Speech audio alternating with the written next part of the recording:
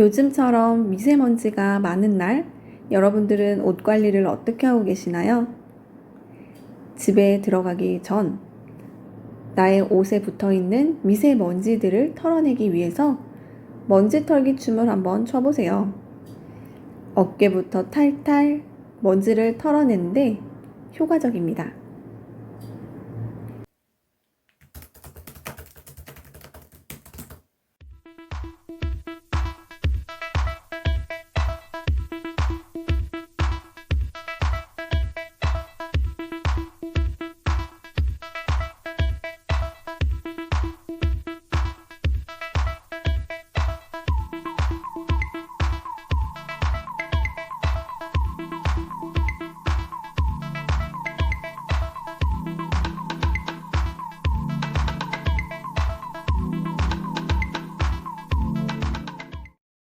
저처럼 이렇게 세탁을 잘못해서 옷이 손상됐던 적 있나요? 제 옷이 줄어들었던 이유는 섬유 때문이었습니다. 섬유 중에서도 모섬유. 우리 지난 시간에 섬유의 특징 배웠을 때 모섬유의 특징도 같이 배웠었는데요. 그때 배웠던 모의 축용성 기억나나요? 물, 알칼리, 그리고 마찰 이 세 가지 작용으로 인해서 서로 엉켜붙어서 수축하는 현상을 말을 하는데요. 이 모섬유가 있기 때문에 일반 세탁기에 넣고 세탁을 하면 안 되는 옷이었던 거예요. 그런데 그걸 확인 안 하고 그냥 세탁기에 넣어서 돌리다 보니 아까운 저의 옷은 아예 입지도 못하고 옷장에 그대로 보관되어 있습니다. 여러분들은 이런 실수를 하지 말라고 오늘 수업을 준비해 봤는데요.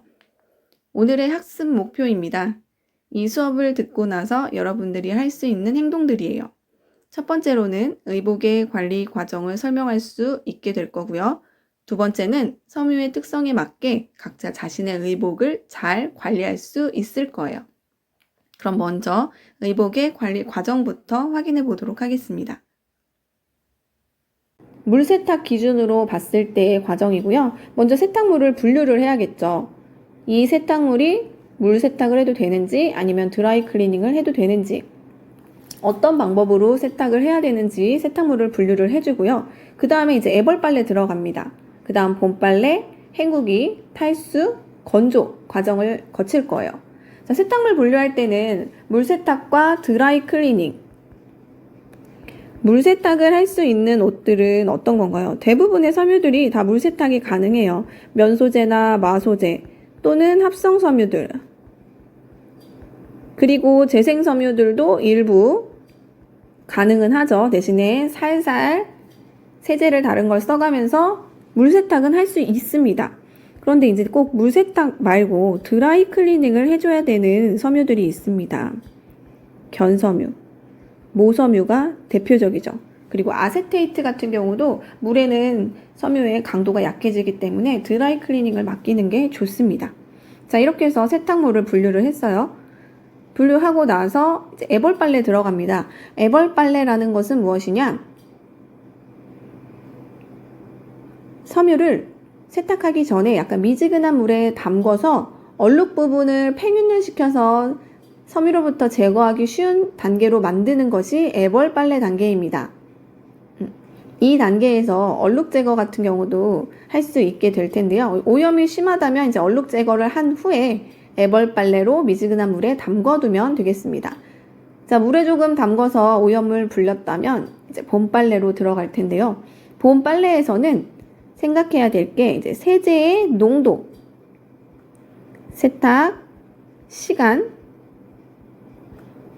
세탁 온도를 염두에 두고 봄 빨래에 들어가야 됩니다. 세제 같은 경우에 어느 정도 양을 사용해야지 좋을까요? 많이 넣는다고 좋을까요? 그렇지 않아요. 실제로 세제를 너무 많이 넣게 되면 그 세제에 비누 성분이 다 빠지지 않아서 오히려 재오염이 될 수도 있어요. 따라서 세제는 정량을 사용하게 되는데요. 보통은 빨랫감 무게의 0.2에서 0.3%가 적당합니다. 그런데 뭐 0.2에서 0.3%가 어느 정도인지 저희는 잘 모르잖아요. 이거는 보통 세제의 사용 설명서에 표준 권장량으로 해서 나와 있습니다. 설명서를 참고해서 세제를 투입을 하면 될 거고요. 세탁 시간 같은 경우에는 오래 빤다고 해서 꼭 때가 잘 빠지는 건 아니에요. 너무 오래 세탁을 하게 되면 재오염이 일어날 수도 있고 옷감이 손상될 수 있어요. 그래서 10분에서 20분 정도가 적당하고요. 세탁 온도 같은 경우는 약간 미지근한 물의 온도가 좋습니다. 미지근한 물에서 오염들이 더 잘 불려질 수 있거든요. 이렇게 세 가지를 염두에 두고 봄빨래를 진행을 하고요. 그 다음 헹굴 때는 원래 세탁 온도보다 조금 더 높은 온도로 헹궈주는 게 더 깨끗하게 빨려집니다. 그리고 헹굴 때는 많은 물로 한 번에 헹구는 것보다는 여러 번에 나눠서 헹궈주는 것이 좋습니다. 그리고 헹굴 때마다 꼭 물기를 짜서 이 탈수의 과정을 거쳐서 다시 헹구고 또 탈수하고 이런 식으로 과정을 거쳐야지 옷감에 남아있는 세제들을 다 제거를 할 수가 있습니다. 자, 그리고 건조할 때는 햇볕에 건조를 해도 되느냐 안 되느냐로 나뉘어지겠죠. 햇빛에 건조를 할 수 없는 제품들이 있어요. 하면은 색깔이 변색되는 것들이 있는데 제일 기본적인 건 나일론. 우리 섬유 수업할 때 나일론 스타킹 얘기했었죠. 이 스타킹은 햇볕에 건조하게 되면 나일론 섬유들은 색상이 누렇게 변하게 돼요. 그래서 나일론은 꼭 그늘에 말리고요. 모섬유나 견섬유 같은 경우도 햇볕에 약해져서 그늘에 말리는 게 좋습니다. 햇볕에 안 되는 것들. 그리고 편성물도 건조할 때 좀 주의를 해야 돼요. 편성물이라는 것은 니트류를 말을 하는데요. 이 니트류들을 옷걸이에 걸어서 내가 그냥 물에 젖은 상태로 걸어놨다 하면 물의 무게까지 있어서 이 옷감이 굉장히 무거워져 있는 상태일 거예요. 그러면은 옷의 길이 방향으로 늘어나게 될 거고요. 제일 단점은 옷걸이의 뾰족한 부분인 이 끝부분이 뾰족하게 어깨뽕을 만들어줍니다. 편성물을 옷걸이에 걸어서 말리게 되면 어깨에 뽕이 생겨요. 볼록볼록 올라와 있어서 보기가 싫습니다.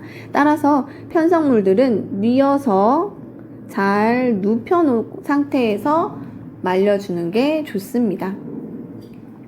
자, 이제 세탁물을 분류하려고 했는데 나는 이 옷의 섬유 조성표가 어떤 건지 잘 모르겠다. 어떤 섬유로 만들어져 있는지 모르겠다 하면 어딜 봐야 될까요? 그렇죠. 옷감의 안쪽 면에 보통은 왼쪽 옆선에 붙어 있어요. 품질 표시 기호가 붙어 있는 라벨이 하나 붙어 있을 겁니다. 이 하얀색으로. 이 라벨을 보시면 여기에는 신체 치수와 섬유 조성표 그리고 취급 주의사항이 적혀져 있습니다. 우리 지난 시간에 섬유의 특성 배울 때 이 섬유 조성표를 보고 읽는 법을 알아봤었죠. 오늘은 이 취급 주의 표시 기호를 읽는 법을 한번 같이 배워보도록 하겠습니다. 품질 표시 기호 한번 읽어보도록 하겠습니다. 자, 먼저 제일 첫 번째로 네모난 세탁기 모양으로 되어 있는 이 기호는 세탁기로 세탁이 가능하다는 의미예요. 근데 여기에 40도가 쓰여 있다 하면 40도의 물 온도로 세탁기에 돌려도 된다는 의미이고요. 약 40도 그리고 중성이라고 쓰여 있다. 이런 표시 기호가 있다면 약 40도 정도의 물에서 약하게 세탁을 하고 중성 세제를 이용하라는 의미입니다. 자, 그리고 두 번째로 넘어가면 이 두 번째의 물 표시는 손세탁이 가능하다는 의미입니다. 자, 손세탁으로 물빨래 가능하다는 의미이고요. 여기에 30도의 중성 이렇게 써 있다. 그러면 이제 30도 정도의 온도에서 중성 세제로 사용을 하여 세탁을 해달라는 의미입니다. 자, 중성 세제라는 이런 말들이 쓰여 있다면 이 옷감은 알칼리성에는 옷감이 손상되기 때문에 중성으로 세제를 이용해달라는 의미입니다. 따라서 그냥 일반적인 비누가 알칼리성이에요. 그래서 일반 비누로 사용하는 게 아니라 울 샴푸 같은 거 있죠. 울 샴푸. 우리가 흔히 마트에서 살 수 있는 울 샴푸가 중성 세제예요. 그러한 중성 세제로 세탁을 해달라는 의미입니다. 자, 세 번째, 동그라미에 드라이라고 쓰여 있습니다. 이거는 드라이 클리닝을 맡겨달라는 의미입니다. 드라이가 권장사항으로 나와 있는 거고요. 드라이 밑에 석유계라고 쓰여 있으면 석유계 용제로 드라이가 가능하다라고 쓰여 있는 거예요. 이런 것들은 이제 드라이를 맡겼을 경우에 그 업체에서 석유계 용제를 사용해서 드라이 클리닝을 맡겨주시겠죠. 자, 네 번째로 삼각형 모양은 표백을 의미합니다. 그래서 세모 안에 염소계라고 쓰여 있으면 염소계의 표백제로 표백을 할 수 있다는 의미이고요. 염소계 표백제란 어떤 것이냐? 락스를 의미합니다. 락스가 염소계의 표백제고요. 이 락스는 옷감의 색상을 전부 다 제거를 시켜버려요. 그래서 탈색이 이루어집니다. 염소계 같은 경우는 차염소산 나트륨을 활성제로 사용하는 것을 말을 하는데요. 이 염소기체가 방출하면서 살균이나 표백 효과를 볼 수 있는 거예요. 그런데 이 염소기체가요, 고농도가 돼버리면 유독성이 있습니다. 독성이 있어요. 그래서 폐질환을 일으킵니다. 따라서 이 락스를 사용할 경우에 화장실 청소할 때도 락스를 사용하죠. 이 락스를 사용할 때는 꼭 환기를 잘 시켜줘야 합니다. 이 염소계 표백제와 암모니아가 만나게 되면 클로라민이라는 유독한 가스가 또 나와요. 그리고 산성용액과 만나도 유독한 염소가스가 방출을 합니다. 이 염소 표백제가 알코올과 만나면 또 클로로포름이라는 마취제 같은 안 좋은 독성 물질들이 형성이 되기 때문에 염소계 표백제 사용할 때는 좀 주의를 해줘야 합니다. 자, 세모 안에 산소계라고 쓰여 있다. 그러면 이 산소계는 산소계 표백제로 사용이 가능하다는 의미입니다. 그럼 산소계 표백제는 무엇이냐? 과탄산 소다 같은 과탄산 나트륨을 말을 합니다. 실제 옷 색상은 제거하지 않고요. 얼룩만 제거하는 효과가 있어서 염소계 표백제보다는 과탄산 소다, 산소 표백제가 훨씬 더 옷감 손상이 적습니다. 그리고 얘는 무독성이에요. 그래서 친환경적입니다. 자, 다섯 번째로 리본 모양처럼 꼬아져 있는 것은 탈수를 의미하는 겁니다. 짜는 방법을 의미하는데요. 꽉 짜도 된다. 짜면서 탈수를 해도 된다는 의미인데 이 가운데 약하게라고 쓰여 있다. 그러면 약하게 짜거나 손으로 약하게 짜거나 탈수기로 아주 단시간에 짜야 된다는 말입니다. 너무 길거나 세게 짜면 안 된다는 소리예요. 그리고 여섯 번째로 이 햇빛 모양처럼 생겨 있는 건 건조 방법이에요. 건조 방법은 해 모양만 있으면 햇빛에 그냥 말려도 된다는 소리고요. 옷걸이라고 쓰여 있으면 옷걸이에 걸어서 햇빛에 말리는 것도 가능하다는 의미입니다. 그런데 햇빛 모양에 빗금이 쳐져서 뉘어서라고 쓰여 있으면 이 빗금 같은 경우는 그늘을 표시합니다. 이 표시기호가 있다는 옷은 그늘에 뉘어서 건조를 시켜달라는 의미입니다. 자, 이 네모난 기계 안에 동그라미가 있다. 이 표시는 무엇이냐? 기계 건조를 의미합니다. 기계 건조 가능하다는 의미겠지요. 요새는 건조기가 아주 잘 나와서 건조기를 따로 구입해서 세대마다 사용하는 집들이 있는데요. 기계 건조가 되는 옷들이 있고요. 안 되는 옷들이 또 있습니다. 면섬유 같은 경우에도 기계 건조에 건조기를 돌리게 되면 그 면섬유 옷들이 조금씩 줄어들게 되어 있어요. 이런 것들도 품질 표시 기호를 잘 확인해서 건조기에 넣을 수 있는지 없는지 구분을 하면 좋습니다. 자, 그리고 일곱 번째로 다리미 모양이 있습니다. 이건 다림질의 온도를 표시해 주는 건데요. 1번 1이라고 쓰여 있거나 80에서 120으로 쓰여 있으면 다림질 온도를 약하게 해달라는 의미예요. 80에서 120도 온도가 다리미 온도 중에서는 약에 속하는 거거든요. 그래서 1단계라고 쓰여 있습니다. 자, 그리고 2단계에서 2번이 쓰여 있고 140에서 160도가 쓰여 있다 하면은 중간 단계의 온도로 다림질을 해달라는 소리입니다. 140에서 160도씨의 온도로 할 수 있는 것은 견이나 모직물이에요. 그런데 견 같은 경우는 바깥쪽에서 다리는 게 아니라 안쪽에서 다림질을 하고요. 모섬유는 헝겊을 덮고 겉쪽에서 다리는 게 좋습니다. 자, 조금 전에 1번 온도라고 해서 80에서 120도 온도로 다림질을 할 수 있는 섬유들은 인조 섬유들이고요. 2번 온도 140에서 160도 다림질 중간 온도에서 할 수 있는 것은 견이나 모섬유입니다. 그리고 3번 온도에서 180에서 210까지의 온도에서 다림질이 가능한 것들은 이제 고온에서 다림질을 하는 건데요. 면이나 마직물이 여기에 포함이 됩니다. 보통 면 같은 경우는 물을 뿌리고 나서 높은 온도에서 다려야지 그 구김이 잘 펴져요. 면이나 마는 구김이 제일 잘 가는 옷들인데요. 이런 것들은 물을 뿌린 후에 높은 온도에서 다려주는 게 좋습니다. 그런데 여기 다리미 아래 이렇게 물결 무늬가 있는 것들이 있어요. 이건 무슨 의미냐? 이 물결이 헝겊을 대라는 소리예요. 모섬유 같은 경우에 조금 전에 헝겊을 덮고 다림질을 해달라고 했는데요. 이렇게 물결 표시가 다리미 아래에 있다면 헝겊을 덮고 다림질을 해달라는 의미입니다. 품질 표시기호를 다 읽어봤으면 이제 빨래 원리를 알아볼 건데요. 물세탁의 원리를 좀 알아볼 거예요. 그런데 물세탁하면 생각나는 그림이 있습니다. 김홍도의 빨래터라는 작품인데요. 옛날 사람들은 빨래를 방망이로 두드려 가면서 세탁을 했어요. 왜 이렇게 두드려 가면서 할까요? 팔도 아프게. 그 이유는 스트레스 해소일까요? 팔이 아파서 더 스트레스를 받을 것 같은데요. 그 이유는 빨래의 원리, 물세탁의 원리를 알면 답이 나오는데요. 물세탁의 원리 알아보겠습니다. 자, 여기 섬유가 하나 있습니다. 노란 부분이 섬유 부분일 거고요. 옷이라는 의미입니다. 자, 여기 파란색 부분이 오염된 얼룩 부분입니다. 처음에 오염된 얼룩 부분은 이렇게 옷에 착 달라붙어 있을 거예요. 그런데 애벌 빨래를 통해서 물에 담궈짐으로써 물에서 오염들이 서서히 불어날 겁니다. 이 불어나 있는 상태에서 이제 세제를 투입하게 되겠죠.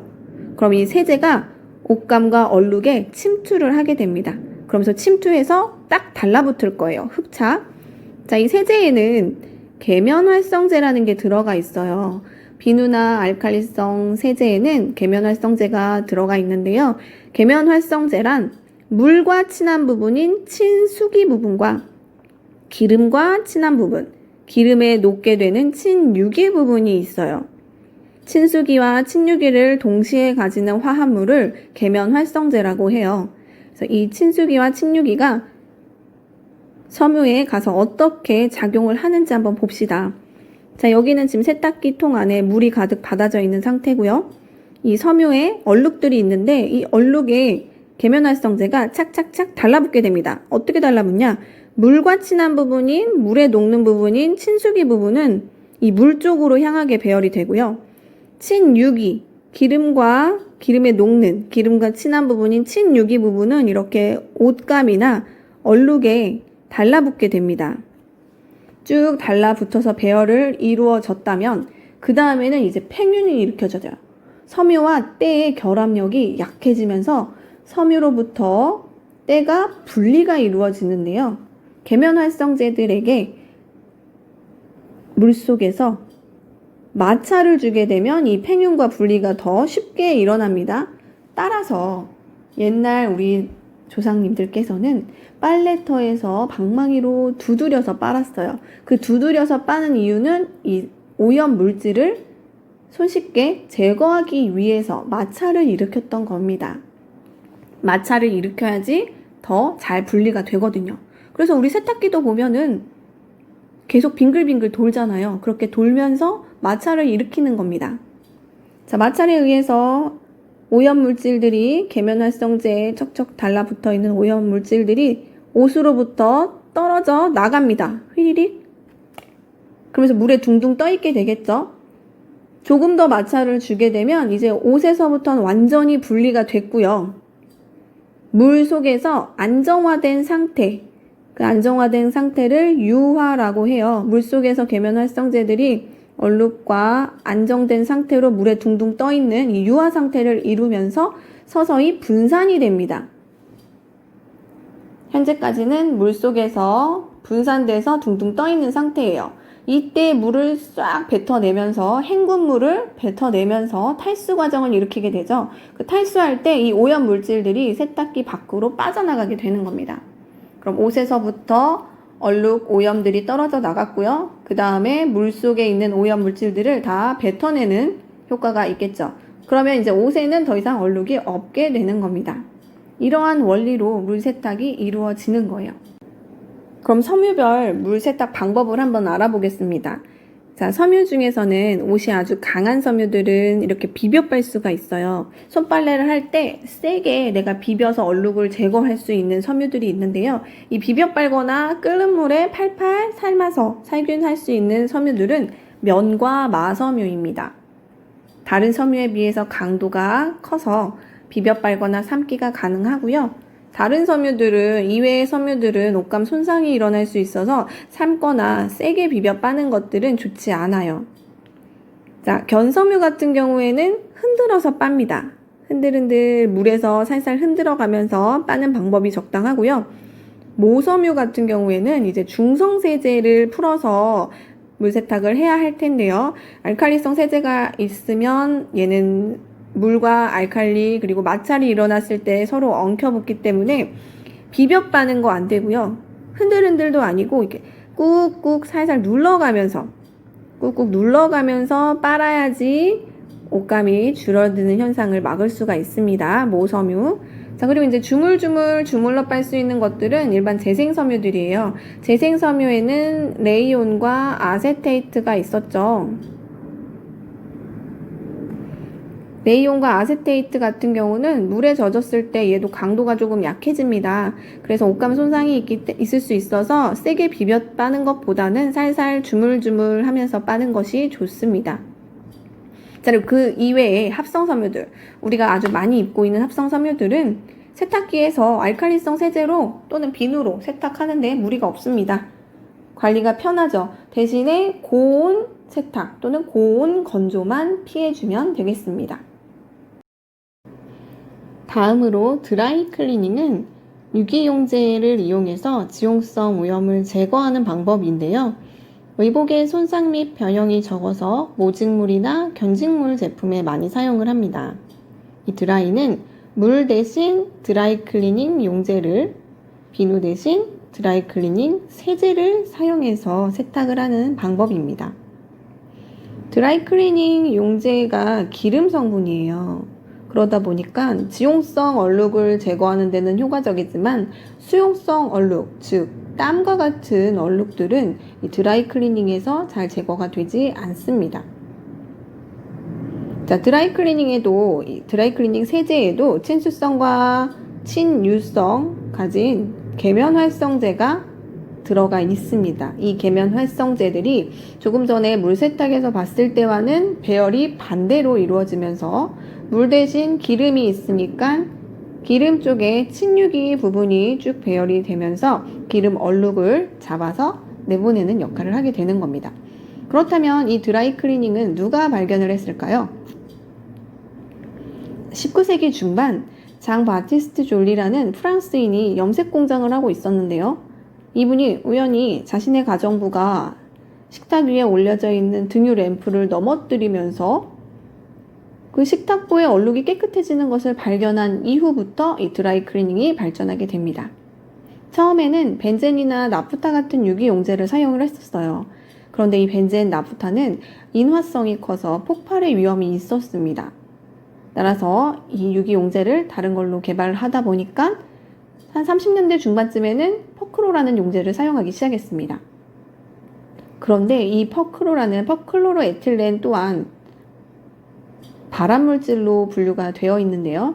현재 우리 드라이 클리닝에서 사용하고 있는 용제가 퍼클로로에틸렌인데요.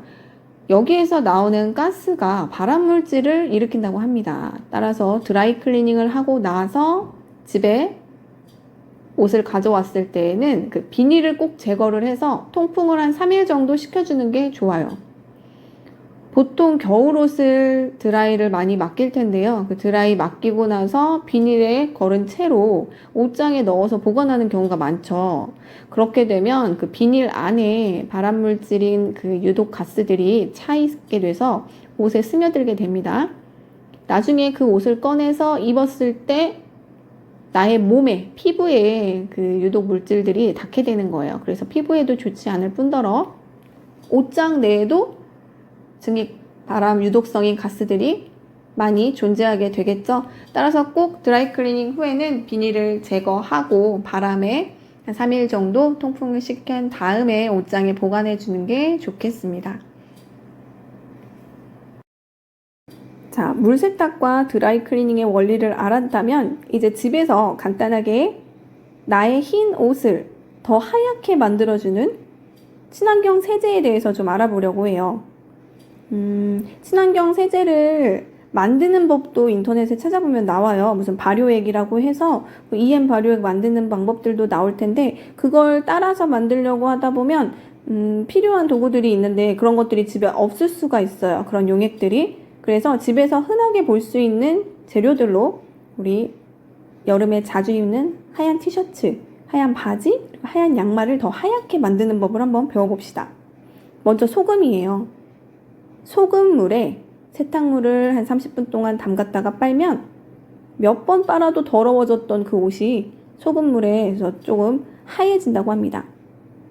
세탁기로 여러 번 빨았는데도 하얀 옷에 그 첫 번째 입었을 때처럼 하얘진 옷이 되지 않았을 경우에는 이 소금물에 삶아보세요.